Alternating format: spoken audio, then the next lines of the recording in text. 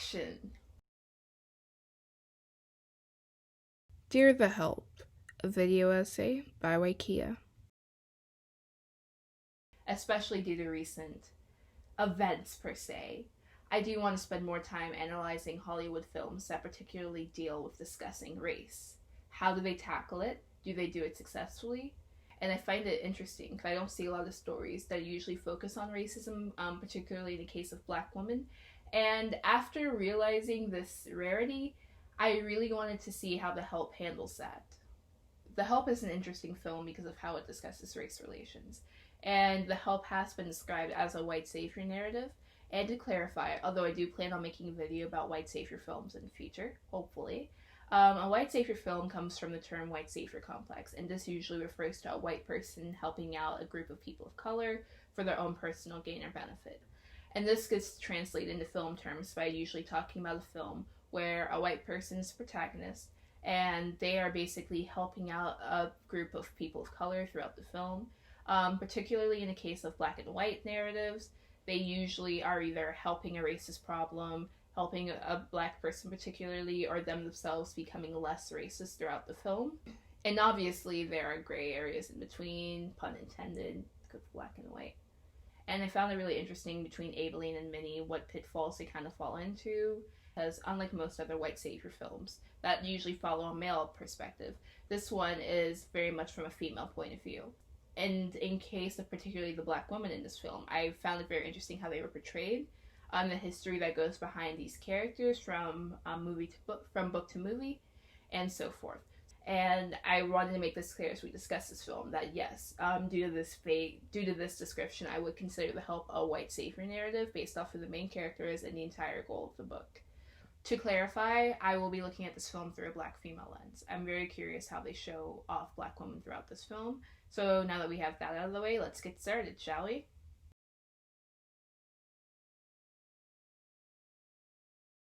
So The Help, written and directed by Tate Taylor, begins with Aibileen Clark, a housemaid and nanny taking care of Mae Mobley. We meet a few people, Elizabeth and Hilly Holbrook, Grand Supreme Racist number 1. And a few other meaningless white faces to our story. But then we meet Skitter. And then Skeeter, ultimate nice white woman number 2. Don't worry, number 1 will show up shortly. Hilly wants black people to have different bathrooms because... it's racism. Woo. Oh look, there's Minnie! She works for Hilly and she's so sassy. Because that's important characterization when it comes to black women, definitely. Blah blah blah, Celia Foot exists, oh look, she's hot. Because the camera really wants you to know that by how much they're focusing on her legs in that one shot. And don't worry, she's not like other women, she's not a racist. Speaking of not like the other girls, we get Skeeter, college grad, writer extraordinaire. She's different. She doesn't want a man, she wants a job. She questions society, unlike those married white ladies. Gosh, those married white ladies suck. Anyway, she's mad that her racist mother fired Cicely Tyson, Constantine, I guess. Skeeter's maid and wants to know why. Yes, I know Cicely Tyson's character is not named Cicely Tyson. Her real name's Constantine in the story, but every time I look at her, I only see Cicely Tyson, so therefore she is Cicely Tyson, and I just said Cicely Tyson like 6 times, and I'm okay with that, and it's starting to lose its meaning for me. Moving on. Oh no, Minnie got fired for being too sassy. Luckily, she found the job with ultimate nice white woman number 1, Celia, where she gets to be as sassy as she wants. I'm trying to snap, but it's taking a lot of effort. Back to Skeeter. We can't linger on a black woman's puff too long in this story. If we really wanted to focus on their trials and tribulations, we would have made the film actually about them and them alone. But no, we need the white audience to pay attention to this film as well. Stupid. So, Skeeter begs Aibileen to be interviewed so she can capitalize off the black experience, so she can be a famous writer, blah blah blah. Then there's this back and forth, will Aibileen say yes or no? We all know she's going to say yes. She ends up saying yes. Minnie eventually says yes as well. Speaking of Minnie, Celia is not being racist by sitting at the same table as Minnie. Because we all know being not racist is just being nice to black people to their faces. Back to Skeeter. She's having a tough time because she can't find more maids to use. Also, she has a boyfriend now. Blah blah blah, history happened, Medgar Evers gets assassinated, JFK dies, next. Something with toilets, I guess. Racism happens. A maid hired to replace him, and he gets fired by Hilly because... racist. Wow, so surprising. Skeeter's now public enemy number 1. More maids speak out about their stories to Skeeter. The book is almost done. We learned that Skeeter's mother is a bit of a racist. But she's only racist in peer pressure situations, so don't worry. Otherwise, she is a good plantation-owning southerner. The book is now done, but oh no! How will they keep their identities a secret? And as a result comes the honestly, genuinely most entertaining scene throughout this entire movie, the pie scene. Eat my shit. What'd you say? I said eat my shit. So yeah, book is published. Hilly finds out about who wrote the book. She gets Aibileen fired from her job. Aibileen basically goes fuck him and leaves. But more importantly, Skeeter's boy toy dumps her because he's a racist. Aibileen's now empowered, she and Minnie now live together, and that's about it, so... The end. So quick, let's talk about some of the good things I like about this film. The acting, I think, is pretty good, especially with Viola Davis, and particularly with what she gets, she really adds a layer of like tiredness and weariness to Aibileen's character that I feel is really missing from the script, and it helps make her character feel more rounded altogether. I love Bryce Dallas Howard's Hilly. I think she's just like plays a perfect slappable face. I think she does a really good job of playing like this mean girl-esque racist who on one hand is very slappable, but also has like this indistinct charm about her that makes people want to follow her. And whether that's necessarily charm or just sheer like top energy, I do not know, but it is definitely there and it works. Let's see what else I like. Pie scene, best scene. Just hearing Octavia go, eat my shit, is genuinely very entertaining. Aesthetic, I just love the aesthetic. I'm a big sucker for like 60s aesthetic. I recognize it wouldn't have been a good place for me to live in Jackson, Mississippi in the 1960s, but man, do I love the dresses, the hair, like everything. Beautiful. 10 out of 10. But on a serious note, I would say that this is a good film. I think on like surface level, it's very well made. I really like the aesthetics, the acting. And if you didn't really know more about the history of the book, or like generally the history of black maids in Jackson, Mississippi in the 1960s, you would think the story is very like passable and great. And especially if you're not too familiar with the details, you might even go, hey, this is a good film that talks about racism, because the film itself is good. But once you take a deeper look and separate the quality of the film from its messaging, it does get a little more inaccurate in its details and portrayal of black women, and the details of what it was like to be a black woman in 1960s Jackson, Mississippi. So we'll be getting into that, starting off with Aibileen and Minnie.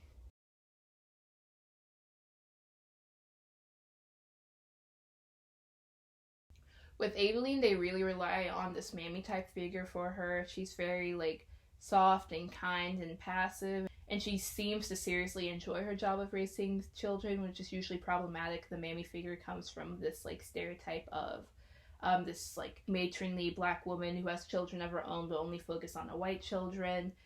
They love the white children, absolutely. It's no longer a job to them. They're just part of the white family.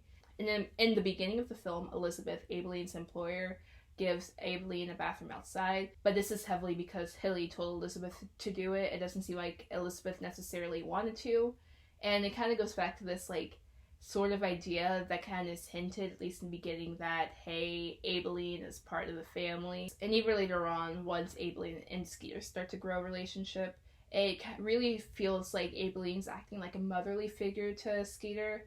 Like she's this wise know-all who's helping basically the young dumb white person out and making their life easier. Throughout this film, Aibileen just gives and gives and gives, and she never seems to really want anything in return. And while there's necessarily nothing wrong with that in theory, when that's her entire character, it becomes problematic, because you basically strip her character of being someone who's just really good with children and will gladly help out any white person who needs help. And there could have been this greater emphasis on the intricacies of Aibileen's character, the conflicts that might arrive, and internal struggle of like losing her own son by neglectful white people, but still being forced to help these white people, and she's not even being paid well for it. And then there's this other white person, Skeeter, who's just asking more of her. Realistically, she just wants to be left alone because she knows if she continues to talk to Skeeter, it could risk her own life. But the script doesn't really focus on these grays in her character. A lot of these nuances just comes from Viola Davis's performance herself. Moving on to Minnie. Minnie kind of falls under a similar trap as Aibileen, but they add to Minnie this like sass mouthness. She's very loud. She has like her hand on her hip. She's distrustful of anyone, and she's this very like boisterous figure. And on a serious note, it just kind of hurts that like black women are just being like shoved into these stereotypes of either being like sassy or a mammy figure, because we're so much more than that. And when Minnie's not just fully being a sass mouth, she then basically becomes a mammy figure like Aibileen. Particularly her relationship with Celia feels a little sinister at times, due to the fact that she basically shifts from one stereotype to another, and now she's taking care of Celia, although Celia is a grown woman. Celia can't cook or clean or do any like housework. She doesn't really know how. And so Octavia, woo. And so Minnie basically teaches her how to do all these things. In a way, they simultaneously infantilize Celia's character and like makes Minnie's character much more motherly and mammy-like than how she is when speaking to regular white adults. The relationship isn't fully sinister or anything. There is this really honestly touching scene where Celia has a miscarriage and Minnie's helping her out. But even then, Celia's role then becomes a child and Minnie the mother. And what's really interesting about this is she has her own kids. If I'm correct, she has at least 3 of them. But her relationship with those kids are never fully developed. They're just kind of there. And the one scene we have with her actually talking to her daughter is just like rules on how to be a good maid and nothing else. But yet we spend all this time with her dealing with Celia, her like kid of sorts, and showing how that relationship is loving and beautiful and not racist. And in that way, it doesn't feel fully right dealing with Minnie's character. Another thing about Minnie's character is she actually has an abusive husband named Leroy throughout the film, but that storyline is given very little precedence. We get like maybe one scene where Leroy is about to beat Minnie, but then at the end we just hear Aibileen say, Minnie eventually got the courage to leave him, now we're living together, and that's kind of the end of it.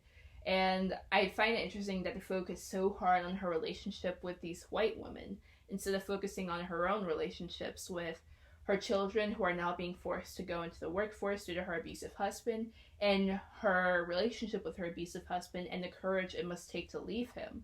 They don't really focus all that on all. They make the story so much about the relationship between like these black women and these white women, not necessarily even dealing with them alone, because they're supposedly best friends, but we don't get too many scenes of them alone together just talking and having fun.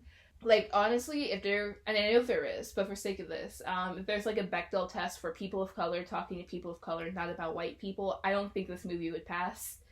And I think that becomes very telling once you see who wrote this, and once you see who wrote this, and at the end of the day, who the help and the audience for the help is for. Before I get into the nitty-gritty details of the book itself, I do want to spend some time talking about comparisons that I've learned from the book to film. And no, I have not read the book The Help. All I've done is read the entire comprehensive summary on Cliff Notes. But hey, if it's good enough for an English paper, it's good enough for a video essay. I find a very interesting point on colorism and just the lack of a feminine point of view in the movie. So in the book, Constantine, Cicely Tyson's character, has a daughter named Lulabelle. And the history behind Lulabelle is that she was born out of wedlock, and she was so light-skinned that she was partially white passing, and due to her skin color and bastardry, basically, she was kind of shunned by both the white community and black community. So eventually Constantine gave Lulabelle up for adoption, or whatnot. Decades later, they end up meeting back together. The reason why Constantine gets fired is because Lulabelle comes to visit her, and because of how white-passing Lulabelle is, she mingles with other white women and basically acts white. And once Charlotte finds out, she fires Constantine and sends her off. In the movie, however, Lulabelle is not a character at all. Constantine's daughter is now named Rachel, and she is around the same shade as Constantine herself. And Constantine gets fired because Rachel entered through the front door, and there was a Daughters of America meeting happening there. And so racist white woman number 3 was like, "You're not having this in this household, fire her." And so Skeeter's mother, Charlotte, fires Constantine basically due to peer pressure in a way. And because she even admitted to Skeeter afterwards that she tried to get Constantine back, but it was too late. So she felt bad for it. She just did it because, it was cool then to be racist. That's the only reason why people were racist, because it was cool then. It's not like people had their own inherent racist bias or anything. No, not at all. But I think the case of Lulabelle brings up an interesting point, because once I learned that Lulabelle was apparently very light-skinned and white-passing, I thought very long and hard about all of the black women in this film and what shades they were. And I started getting concerned very quickly and slightly mad at casting for this. They are all around the same shade. From me to vaguely darker than me, that's about it. I find it interesting because black women are nowhere near just one shade. We go from Zendaya to me to Lupita Nyong'o. But yet, all these black women who are portrayed as, like, the help, those who are, like, kind of lower class working are all vaguely dark and nothing else. I'm pretty sure there were light-skinned maids as well in 1960s Jackson. So kind of like this, like, colorist revision felt kind of sinister, especially when you consider how usually dark-skinned black women are treated in Hollywood and the roles they get compared to light-skinned black women. And I will give them the book vague props, and by vague I mean very, very vague props for at least introducing, like, the idea of different colored black women in this story. But that's about as much props it gets. Another interesting thing dealing with Lulabelle, I thought, is because the entire Lulabelle arc in the book hints at the idea of, like, that a lot of women face when it comes to having children out of wedlock, basically. That those children are less, and they are judged for having kids without being married. And I like that the book talks about this issue while the movie just flat out gets rid of it. So these are, like, the 2 main points that really stood out to me. Obviously there are more, but those were the 2 that really got me thinking, particularly how they portray people reacting to races and how they portray the black woman in this film. But don't get me wrong, this book has many problems, and I will be getting into them now.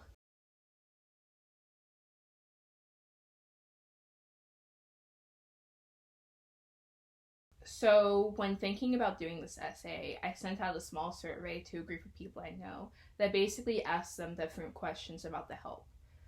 Some of the questions were, what year did you think the book The Help was published in? Do you believe it's based off a real story? And questions like that. What I basically learned is them, including me myself, we were all under the impression that the book The Help was published somewhere around the 1960s, maybe like early 1970s. And that these stories are at least vaguely true interviews by black maids. So imagine my gobber shock. So imagine my shock when I learned that The Help was published in 2009. I don't know if it's just because I know a lot of people who don't care about The Help, so therefore don't bother looking at the publishing dates.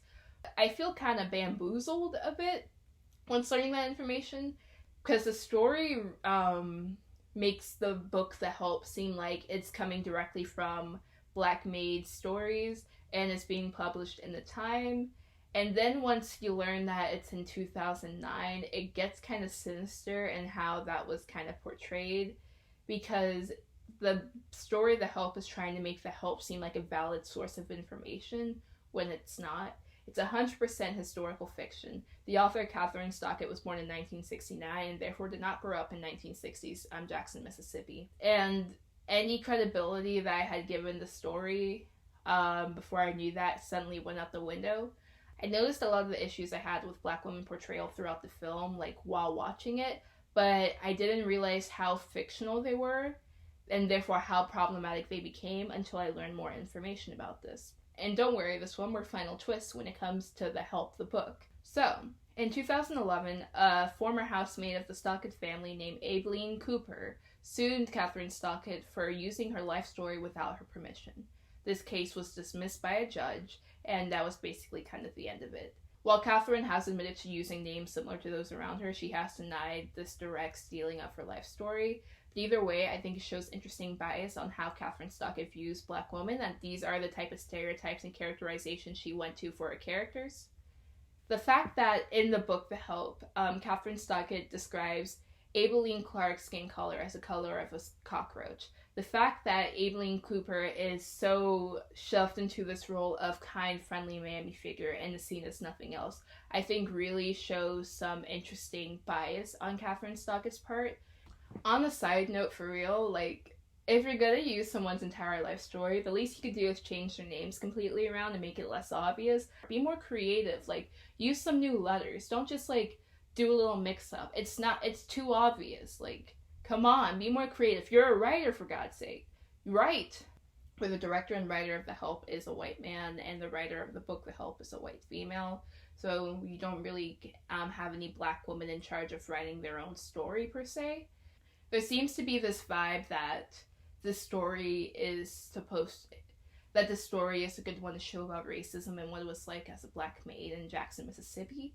But throughout the story, from book to movie, there is seems to be sort of a lack of Black female voices in the writer's room, per se. Catherine Stockett, a white woman, wrote this, and while yes, I do give her points for sharing female issues, I can't help but notice the characterization of Aibileen and Minnie as a downfall. Tate Taylor seems to just shove all racial issues as if Black men and Black women go through the exact same experience. And the movie never discusses the fact that these are a whole bunch of vulnerable Black women stuck in houses by white men and white women who are their authoritative figures, and never discusses any issues dealing with possible sexual assault or rape.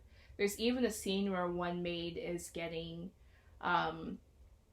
grabbed by police officers, and I was really ready for some mention on fear of fondling or groping, but no, that was just kind of ignored as a possibility or a fear. Or even at the end of the story where Octavia Spencer's character is running away from a white man who she honestly thinks will kill her, it is portrayed as comedic, and as if you're supposed to laugh at Octavia for thinking that way when that's a genuine concern. Heck, if I saw a white man in the car following me today, I would start running and be terrified of that. And the fact that it's portrayed for laughs really shows a disconnect between the writer and these Black women characters. And I do want to say, I'm not saying that white people can't write stories about Black women. I'm not saying that at all. But it is very important that if you are a majority or the non-oppressed group in a situation and you decide to write a story about an oppressed group, you better do some serious research, talk to people of that group to make sure your story is accurate and not just washing things out for the sake of comfortability on your part or for the part of your audience. So yeah, that's all I have to say. I tried at this. We'll see how it goes. If you like this or you want me to make more things like this, not necessarily all dealing with race, although race is definitely something that I'm very aware of for obvious reasons, and womanhood and Black womanhood and a few other things. But it's something that I really want to talk more about. So if you like this type of video or whatnot, like this video, leave a comment, maybe subscribe per se.